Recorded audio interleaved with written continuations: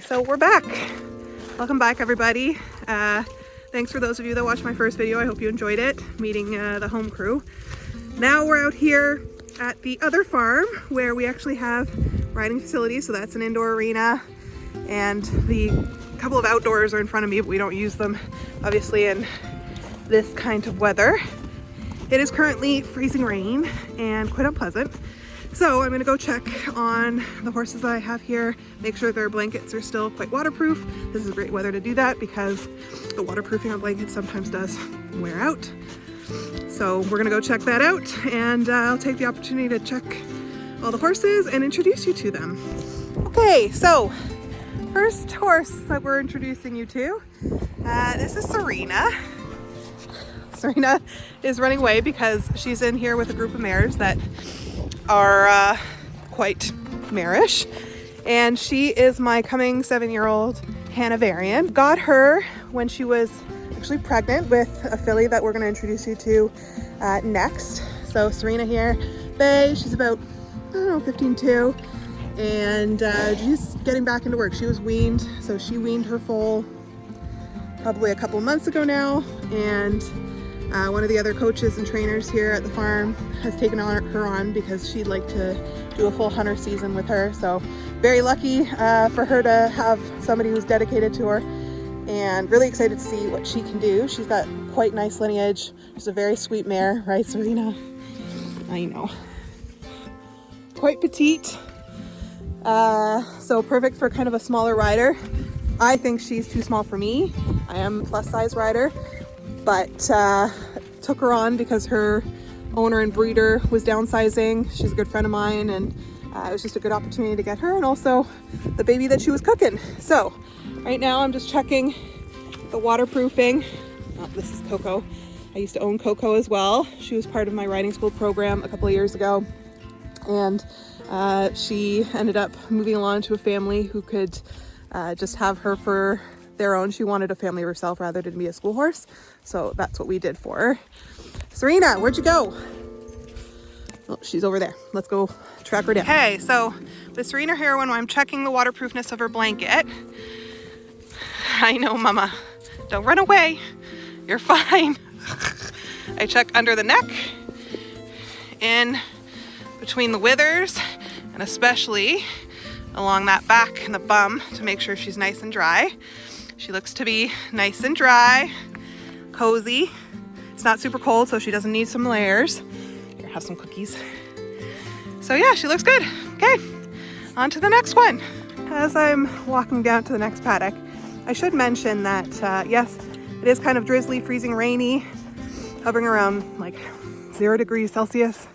For those of you in the US, I'm not sure what that is in Fahrenheit. I'm always terrible at that. But it's not windy, and it's not super cold. It's also very snowy, so it's not like there's ice sheets forming or anything like that. It's just kind of wet. Now, if it gets super windy, or if we have some more sensitive horses, they will come in at night.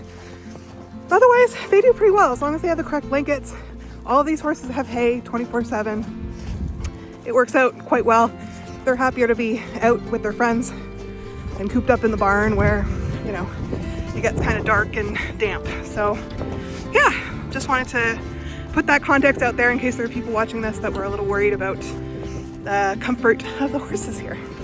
You two, you guys are the sweetest. You're not coming in yet. It's not dinner time. Sorry, Tangy. Oh, double trouble, these two. Next on the list is little Lulu here with her best friend Tangy. Both of these girls were born last summer. They're both just about 6 months old. They're about 2 weeks apart. Tangy is much larger. Her parents were much larger horses. Lulu here, her mother was, or is, Serena. Got your ear caught. That can't be comfy. Where's your other ear? There it is. She is a black 6-month-old filly. She's lovely, full Hanoverian. We got her inspected and got all her papers.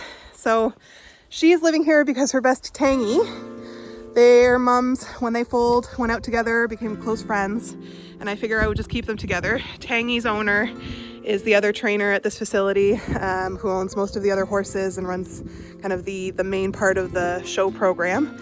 and we figured we would just keep them together over winter. These two both come inside at night just because they're younger. They don't, need to spend freezing nights outside, especially when they were being weaned and weren't getting milk anymore. It just made sense, and it also really helps with handling. If you're bringing horses in and out every day by different people, it just is basically automatic passive training that happens naturally, and they get used to it. So we'll see. I may bring Lou back to the home farm next summer and hang out with the baby field, Odin and Athena. But for now, she's hanging here with Tangy and living their best lives. They also have a couple of babysitters. Charm is another foal that was born a little later. She just got weaned about 2 weeks ago or so. And then we've got Zoe and Sweet Pea over here, who's only got one eye. They're both of our babysitters for these babies. Teach them some manners, teach them respect, all the horsey ways to be good functional members of equine society. So that's Lulu. She's adorable. She's about 12 and a half hands right now. I hope that she hits 16 hands when she grows up, but we'll see. It's all a crapshoot. Her mom's under 16 hands. Her dad's almost 17 hands. I'll put pictures of both of her parents up on the screen somewhere so you can see what they look like. And we ended up with a black filly. Well, very dark brown, black, genetically black. We did do the genetic testing to see what her color was, and it said black, but I think that she will sun bleach a little bit so you can see some of the red in her mane and tail. Anyway, she's a sweetheart. Okay, on to the next one. Hey, next up is Stella, who's coming towards us. She loves people. She's a coming 4-year-old Brabant quarter horse cross. Here, Mama, you want some cookies? So Stella here is one of my other mares. She actually had a pretty rough start. So she ended up on a trailer kind of by accident, coming from out west.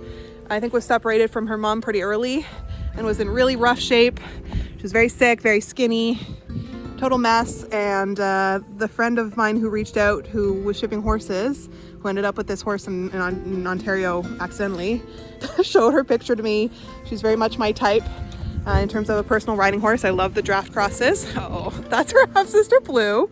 That's that's my this is my main mare. I believe that Stella and Blue have the same dad, Brabant stud dad from out west. So originally I had bought her, and then I got this one kind of on a package deal as a baby. So she's coming 4. Blue here, I believe, is either coming 6 or 7. I'd have to double check. Brabant quarter horse again. She's a blue roan. Stella's a bay roan. They're both total hams, love people. This is Dragon. He's one of our seniors here, who's part of the riding school program and does walk trot lessons and living his best kind of semi-retired life. But they're all quite besties. So Ashley, the other trainer, owns him, and I own these two. Stella has a leaser because I only have one bum. I can only ride so many horses, and when they're this young, you want kind of a consistent person to be doing groundwork and doing all that kind of work with them. And because I work full time, I figured, she should have a person. So she's leased out to a lovely girl who takes care of her and rides her and lunges her and does all that kind of good stuff. And then Blue here is my personal ride. She's my heart horse, let's be real, right, Boo Boo? I know, I love you a lot. We're actually gonna bring her in and maybe do a little bit of lunging or schooling of some kind today. So while we're walking, I'm sorry if it's shaky, it's a little slippy with all the snow, wet snow. I figured I would kind of take the time to post some pictures of what all these horses look like when they're not fully Michelin men covered in layers of blankets. So I'll post some pictures here of Serena, Lou, Stella, and Blue from maybe last summer. You can see what they look like. We don't all look like this all the time, but today is one of those soggy days. Everybody's looking a little wet radish. So kind of the deal here is that I have my home farm. There are no riding facilities there, so I keep the seniors and the babies and kind of our pets at home. And then we have our riding horses here where I coach. So I have a number of students that I coach. There's a whole horse show program here. There's a few other coaches. We've got indoor facilities, outdoor facilities for riding, a lunge ring, lots of paddocks, a nice indoor barn that's heated. So it's a really nice place. It works out. It's kind of win-win for everybody. I get to coach. I also get to have my working horses here. And then Ashley uses me sometimes at shows and to teach lessons and help with chores and be the backup if something goes down. And it's really nice. It's kind of the only way I could do this still working full time for now. We'll see what the future holds, but for now, this is working out quite nicely. And the group of people here are just totally awesome, which if you are in the horse industry, you know, can sometimes be hard to find because this business can be pretty cutthroat and pretty tough. But it's just a really great kind of family vibe, lots of great kids, and I really enjoyed here. So anyway, that's that for today. I'm gonna take Blue here into the barn. We're gonna do a bit of a workout. I'm already out of breath, as you can probably tell throughout this video. Trudging through snow is hard work. And we'll see you on the next one. Thanks, guys.